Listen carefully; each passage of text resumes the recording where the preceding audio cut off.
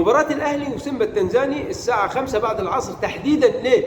هي بروفا جامدة عشان خاطر مباراة صن داونز الجنوب أفريقي لما بيلاعبنا في جنوب أفريقيا. بس القصة مش كده بس، المفروض أنا أفكر إزاي أفوز على سيمبا التنزاني عشان خاطر أوصل للمباراة اللي هلعبها مع صن داونز. ما نخليش مباراة سيمبا التنزاني حق تجارب، لا بالعكس، المفروض أنا أفكر إزاي أفوز على سيمبا التنزاني وبعد كده أدرب اللعيبة على توقيت المباراة اللي بيلعبنا بيها صن داونز في جنوب افريقيا. في حته تاني غايبه على النادي الاهلي.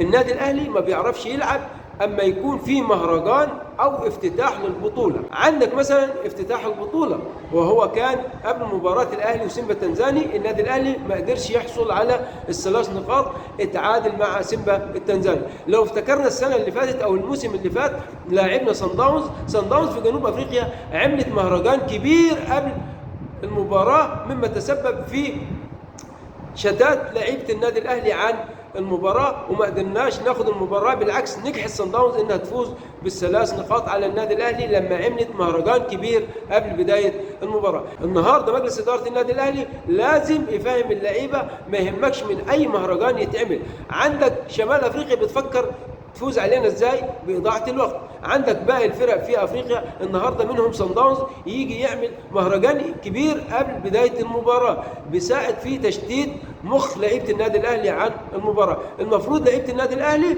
تفكر في كاتشانة المباراة من مارسيل كولر، تخلي عقلها كله في المباراة، ما تفكرش في المهرجان اللي بيتعمل أو أي حاجة بتشتت انتباهك عن المباراة. الأهلي قادر إنه يفوز على سيمبا التنزاني وقادر إنه يفوز على صن داونز في جنوب أفريقيا لو خلى فكره في المباراة وكاتشانة مارسيل كولر إزاي توليفة اللعيبة تكون متواجدة في الملعب أمام أي فريق، مش لازم سيمبا التنزاني أو صن داونز الجنوب أفريقي. إن شاء الله النصر للنادي الأهلي.